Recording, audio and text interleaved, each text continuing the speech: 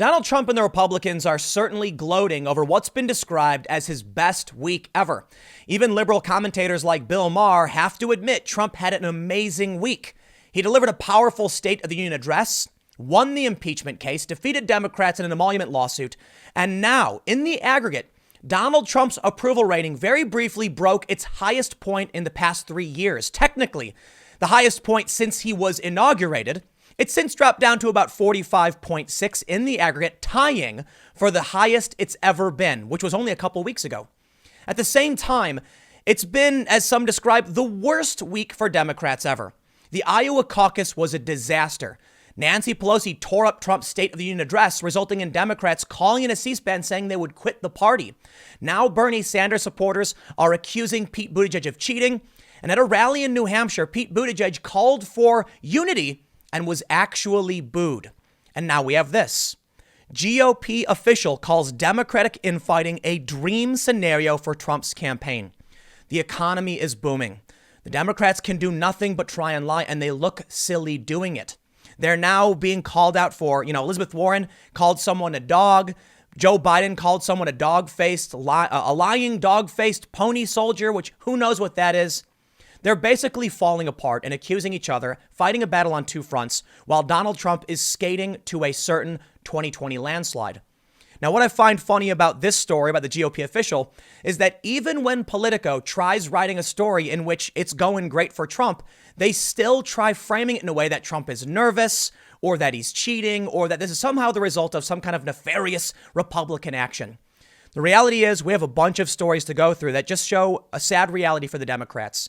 As much as people don't want to admit it, or they want to accuse me of being biased for even talking about it, I think it's fair to say everyone who's being honest with themselves recognizes Trump is doing great in terms of his political wins, but he's also got the economy behind him, and the Democrats are just in complete disarray. Don't take my word for it. Let's read the story from Politico. Before I get started, however, head over to timcast.com/donate if you'd like to support my work. There's a PayPal option, a crypto option, a physical address. But of course, the best thing you can do is just share this video.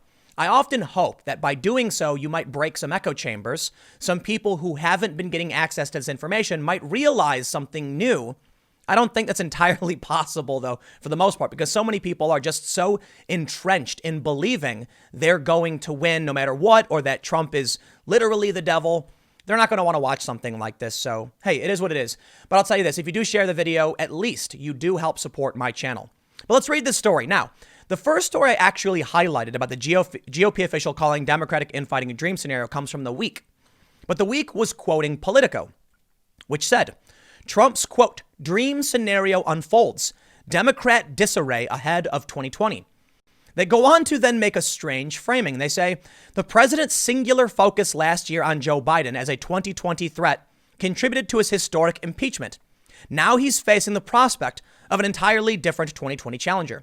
The reason I find this funny is that the narrative about Donald Trump's obsession with Biden came from the Democrats, not from Trump himself. I don't think it's fair to say he had a singular focus on anything. In fact, if I was, I'd say it was probably the squad. But they want to say Biden because that was the impeachment narrative. Even when they have to admit Trump is doing well, they still try to misframe it, going so far as to call what Trump has done. Let me just read this for you. They say, after months of meddling in the Democratic primary with presidential tweets, campaign ads, and behind-the-scenes oppo dumps, the president and his team are taking a break to let the nominating contest play out naturally and taking bets on when, not whether, it will devolve into an epic intra-party conflict. I got to go back, but I wanted to highlight this because they're saying that general presidential campaign politicking is meddling in the primary. I kid you not. They can't help themselves. They're losing so miserably that people in the media can't even accept Trump is doing well. I mean, you know what I get for saying as much? Because I did a bunch of videos about the Democrats freaking out all last week, and everybody knows it was a bad week for the Democrats, but they'll accuse me of supporting the president, which I have not done, or defending him simply because reality is such. Trump is winning. He's not meddling in your primary by buying campaign ads. That's ridiculous. But the story starts by saying, inside Donald Trump's reelection campaign, Joe Biden is a shadow of the past. Once his chief rival in the 2020 Democratic presidential field, and the cause of so much presidential angst that Trump mounted a pressure campaign against Ukraine to damage him, that's never been established, and Trump was acquitted of those charges. The former vice president's name is now hardly mentioned in conversations with the president's aides, that is, unless they're mocking him. Quote, lately, he looks like he's competing against himself, a top Trump aide said last week, as delayed data from the Iowa caucuses appeared to confirm Biden's dismal fourth place finish. Now, I've always maintained, me personally, that Joe Biden was never really running. There was a story about how his Iowa director hadn't set foot in the state in like 7 years. Joe Biden wasn't actively fundraising. He wasn't doing Sunday show interviews, apparently. He just was doing the bare minimum for whatever reason to make it look like he was campaigning. Perhaps he thought on name recognition alone, he didn't have to do anything. But not only that, Bernie Sanders was outclassing him every step of the way. And as we're learning now, every poll in Iowa was wrong. Joe Biden is not the front runner, and he probably never was. He had name recognition, so when people did polls, they said, sure, Biden, I guess. But when it came to people who actually come to vote, everyone was wrong. Perhaps that means Trump is doing better or worse. I don't know. But I think it's absolutely disingenuous to push the Democrat talking point that Donald Trump was worried about Joe Biden. You know why? In a secret recording, Donald Trump said he was worried about Bernie Sanders. Don't take my word for it. Let's jump right over to Common Dreams, a leftist activist website, which says, quote, the only one I didn't want her to pick. In secret recording, Trump admits fear of Clinton picking Sanders as VP in 2016. And this is why you just can't trust a lot of these news websites, can you? The Democrats created the narrative that Trump was worried about losing to Biden. Excuse me. They never once asked a question as to Trump's motivation. They just kept saying it over and over. And sure enough, here we are now with Politico trying to take that framing and assert it as fact when it is not. It was never proven. The media here just wants to take Trump's greatest week and try and reframe it in any way they can. But even they have to admit it's one of the best weeks ever for Trump. Let me show you the Real Clear Politics average. Now, of course, Gallup said Donald Trump's approval rating is 49%, beating out Barack Obama by 4% at the same time in his presidency, which is huge. But that's one poll. I think it's important in the context of their same polling strategy going back to Obama. We can compare it to relevant data from the same company. But I prefer to use aggregate data. Because if I was going to cherry pick polls, I'd just show Rasmussen all the time being like Trump's record approval rating once again. But that's not the case. I could also do something similar with, say, a really, really bad poll and claim Trump's approval rating is bad. But no, in the aggregate, we can see over the past 2 years a steady climb. Now, there's been some drops. But right now, on February 9th, it reached 45.6, which ties him for the highest it's been since he was inaugurated. Now, before they added the Monmouth poll, it was actually 45.7, the highest it has been, period, since his inauguration. But it's around the same time, around the same number. So I think it's fair to say the aggregate changes as new polls come in. In the end, what can we see? Impeachment has failed. Donald Trump raised $117 million during impeachment. The Republicans were bragging that they had a 10-day streak where they brought in over $1 million per day. And sure enough, Democrats still talk about impeaching Donald Trump. It seems absolutely absurd. We'll get to that. But the point I'm trying to make with this is that this is all their own doing. Their ineptitude in Iowa, using the app, the changes, the rule changes, all of their failures were their own. And now you've got people accusing other Democrats of cheating and booing each other. They lie on the debate stage about the economy. It's their own fault. Nancy Pelosi didn't have to tear up Trump's speech. We're going to break this down because I want to point out, a lot of people say things like, you don't care about Trump's bad behavior, but you're so worried about Nancy Pelosi. Oh, we'll address that. But let's walk one at a time because here comes the next important news. This from The Hill. Republicans sense momentum after impeachment win from a couple days ago. Stop lying to yourselves, okay? Donald Trump is clearly winning on every front. And it's not the only time, it's not the first time, but boy, was last week bad. Now we have a story from Reuters, which reads, blue collar boom, college grads, baby boomers, big winners in Trump's economy.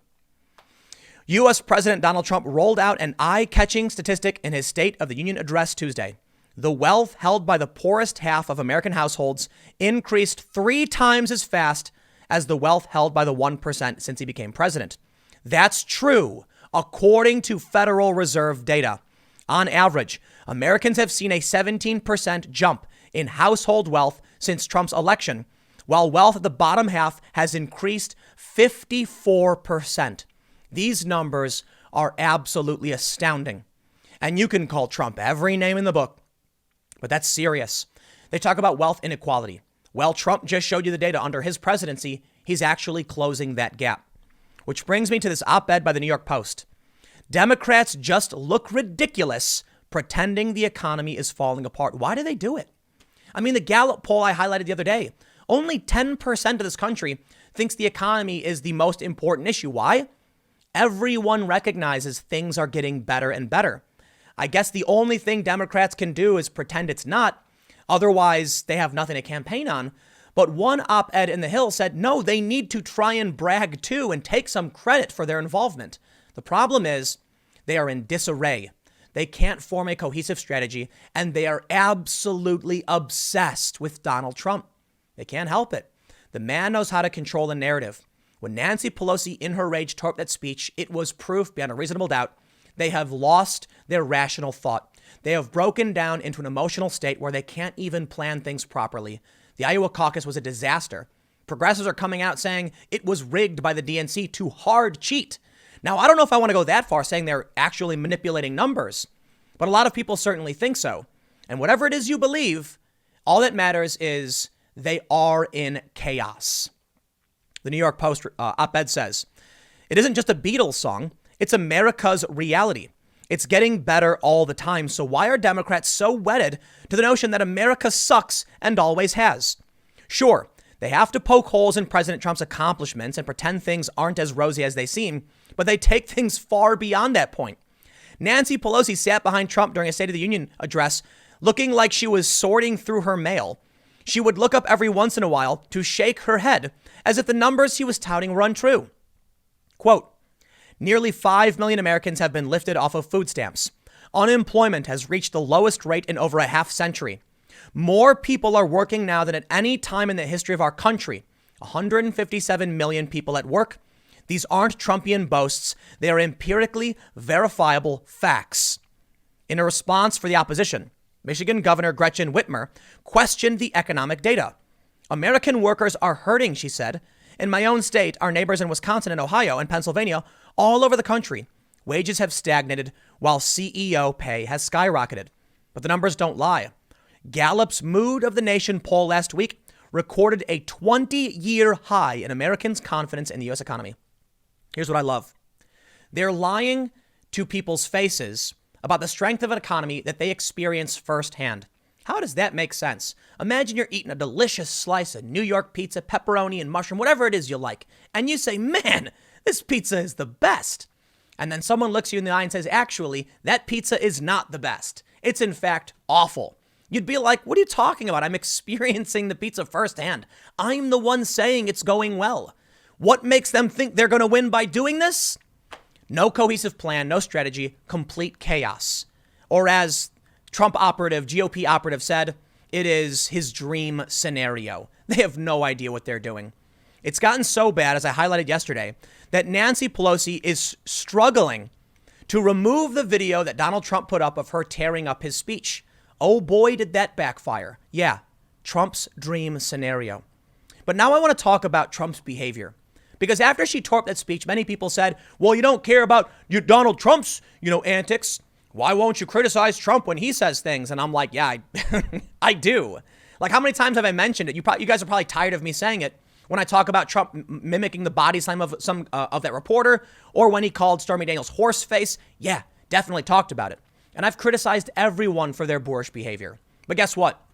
Seems Democrats, they seem to think Trump won because he says mean things. No, it's because Trump spoke in a way that many people resonated with, and they felt like he was being honest. I love that story from The Intercept. Okay, Intercept is left wing, where they called Trump simultaneously the most honest and dishonest president. They talk about how he just blurts out crazy truths that sound like, I can't believe he would say that. When he talks about our weapons deals and goes, oh yeah, we're going to make billions of dollars off this deal. It's going to be great. People are like, what? You're saying the loud part, the quiet part loud when you're supposed, and the loud part quiet. That's Trump. And he lies about silly things like his relationships or whatever. Now, of course, he does lie about policy stuff too. All politicians do. But he kind of blurts these things out. It's one of the reasons he won. And so now we have this. In response to what happened with impeachment, I want to point this out. Okay, I'm going to point this out before getting into the behavior of Democrats. George T. Conway III says Trump is right. We might have to impeach him again. Yes, because Democrats don't learn their lesson. Did they pay attention at all to what happened during impeachment with Trump's approval rating going up? Support for impeachment is down below 50%. Majority of Americans oppose the impeachment and removal of the president. Yet here we go again. Never Trumpers to the rescue saying, let's just start all over. Why? Do you want Trump to win? Apparently they do. Because in this story from McClatchy, D.C., we can see that Republicans boasted. They brought in a total of $117 million of online fundraising efforts opposing the impeachment of President Donald Trump from late September through Wednesday, gaining 1 million new donors in the process. Wow. I guess if you want Trump to win, that's what you're going to do. You're not going to learn from your mistakes. So let me back up. I had this a little bit out of order and get back to the point about the behavior of Trump and the Democrats. You see, they don't learn. They look at the surface, and instead of saying, how can we address this? They just, hey, this seems like the obvious answer. Trump's a mean person. If we're mean people, maybe we'll win. How does that make sense? Maybe if you delivered something, and instead of focusing on how bad the orange man was, focused on, healthcare and drug prices, and made that your key talking point, you might actually sway some voters. It's probably why Andrew Yang has so many moderate supporters, because he said, we have to stop pretending that Donald Trump is the cause of all of our problems. He's not. Thank you, Mr. Yang. Unfortunately, they're not going to support that guy for the nomination, and it's kind of a bummer. But hey, what do you expect? In this clip, audience member asks Elizabeth Warren, who is going to be your Mike Pence? Who is going to look at you with adoring eyes? To which she said, I already have a dog. Do you think insulting Mike Pence, who has said nothing about you for the most part, is an appropriate way to win? How are you going to criticize Trump's behavior when you're going to come out and refer to Pence as a dog? But hey, by all means, I can criticize Trump for his insults of people and criticize you too. How about this? Joe Biden jokingly calls student a lying dog-faced pony soldier. And I know you might say, oh, Tim, he was being silly and joking. Okay, fine. I can see that. How about this story when he called someone a damn liar and Joe Biden blasts Iowa voter, calls him fat after man repeats Ukraine smear from CNBC. Everybody heard him say it. Are you going to now say that Nancy Pelosi is justified because Trump is just as bad? Are you going to accuse Trump of having bad behavior when all of you have the same bad behavior? You know what, man? Here's what I've said. I see Donald Trump as a guy, and one of the biggest complaints I've had has been his behavior and his attitude and what he represents in office. I think we need a president who acts in a more chivalrous manner, right? Representing the honor and integrity of the office in our nation, and people aspire to be like that. Certainly there are people who aspire to be like Donald Trump. Certainly he's done good things in this country with the economy, and people praise him for the job he's done, but I don't think Trump is the kind of character that people aspire to be. They're just someone that a lot of people say, hey, man, as long as he makes the country work, right? I mean, what's the alternative? Warmonger Clinton? Or how about the fact that all of the Democrats are nasty people? They mock and belittle Trump because of his behavior and his attitude. And for a while I was completely like, yup, I really don't like it. Now, policy-wise, I can criticize him on foreign policy issues, as I often do. But what am I supposed to say when Joe Biden calls someone fat? When Elizabeth Warren calls someone a dog, when Nancy Pelosi shreds the speech and then storms off in a fit in a tantrum, you think Trump is worse than that? Okay, maybe Trump is more boastful and he's louder when he does these things and he's shameless, but you're all the same as far as I'm concerned. It's ridiculous. Even Andrew Yang, who I literally just gave credit to, called Trump a fat slob and said he is so fat, the only thing Trump could beat him in is an eating contest. Andrew Yang said the only thing Trump could beat him in is an eating contest. And I was very critical of that too. If I wanted someone like Trump to be president, I would have voted for him. If you're going to come out and present alternate ideas, or just something different, why would you do the same thing most people criticize the guy for? Because I think the reality is they're all the same. Okay, maybe they're not as bad when it comes to attitude, but spare me your faux outrage over Trump's demeanor when you do all of the same things. It is complete chaos. They are in disarray. And now there are several reasons why I think it's going to get worse for them moving forward. How about this? For every new registered Democrat in Florida this year, Republicans have added 2. That's from December. Florida, one of the most important states for Republicans to win. It was neck and neck in this last Senate and governor race. And now we're learning that more Republicans are registering than Democrats. Trump needs Florida if he's going to win. And it looks like he's going to win. Now, here's one that really breaks my heart. This story from The Guardian, maybe I'll do a longer segment on it later. It's titled, "I helped coin the term identity politics. I'm endorsing Bernie Sanders." As if letting people know you coined the term identity politics is going to help Bernie Sanders. The reality is most Americans don't care for this PC nonsense. Even I cite Bill Maher again, because he's like Trump derangement syndrome all the way. Sitting down with Megyn Kelly said, they will take it from the mouth of a werewolf if it means pushing back against political correctness. So this endorsement of Bernie Sanders is not a good thing. And as we've already seen, identity politics has been a very bad play for Democrats. In another story, this time from The Blaze, MSNBC pundit reveals the exact reason why Democratic pandering won't win the black vote in 2020, saying, quote, "You're talking about us without us." He made a good point, too. They kept Cory Booker off the stage, Kamala Harris.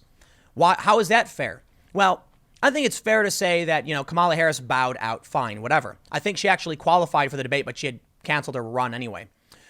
But Cory Booker and many others, Tulsi Gabbard and Andrew Yang, wanted some changes to the rules in the Democratic debate so the stage wouldn't be all white people, right? They claim to campaign on these issues, but they really don't. The only time the rules got changed was when billionaire Bloomberg stepped up, dumped hundreds of millions of dollars in ads, gave about $1 million to different establishment Democratic outfits, including the DNC. And then all of a sudden the rules got changed, which will make it a lot easier for Mike Bloomberg to get on that stage. So he's right. When the Democrats want to campaign on identity politics, but they won't put their money where their mouth is, well, then this is what you get. You get called out for hypocrisy. All in all, there's only one thing that matters. Trump has consistently been winning the entire time. We now know that the FISA warrants that started Russiagate were totally bunk. So the only thing they've ever actually had against Trump were these schemes. Even Politico right now is pushing the Democrat narrative that Trump was trying to dig up dirt on Joe Biden, something they made up. If you think I'm wrong or lying, I implore you, find me one single quote from Donald Trump where he says, "I need help beating Joe Biden." Or how about, "I'm scared I will lose to Joe Biden." Or how about, "What can we do to give me an edge against Joe Biden?" They don't exist. The Republicans, Trump, they were never even asked about any of it. What's that you say? Trump didn't let many of his staff testify? Then tell me why the Democrats did not go to the courts to resolve this through checks and balances like they were supposed to. They went straight to an impeachment without evidence. Their only evidence was conjecture, and they lost. The whole thing was a political game. But please, find those quotes from Donald Trump, and I will absolutely put a correction on this video and say I was wrong. There it is. But the reality is Trump barely talked about Joe Biden, and progressives acknowledge he was scared more of Bernie Sanders, the one guy he didn't want Hillary to pick, Bernie, because he was big on trade, and that was Trump's strong point. The Democrats are in chaos. They're making things up. Their allies in media push these fake narratives, which keep them wrapped up in nonsense. If Politico was just honest and said the reality is Trump is doing well because people aren't super worried about his behavior, they want a president who can make things work, and Trump is doing it, perhaps they could form a cohesive strategy to fight back against Trump and maybe win. But they can't. I'll wrap it up with one more important detail, though. This all sounds great for Trump, doesn't it? Voter turnout in Iowa was bad. James Carville, Democratic strategist, is worried. But maybe this is just because people don't caucus. People don't go to primaries. If Trump supporters, if they get overconfident, Trump really could lose. I honestly would never make that bet that Trump would. But hey, I was wrong in 2018, and I was wrong bad. So we'll see what happens. Stick around. Next segment's coming up at 6 p.m. youtube.com/TimCastNews, and I will see you all there.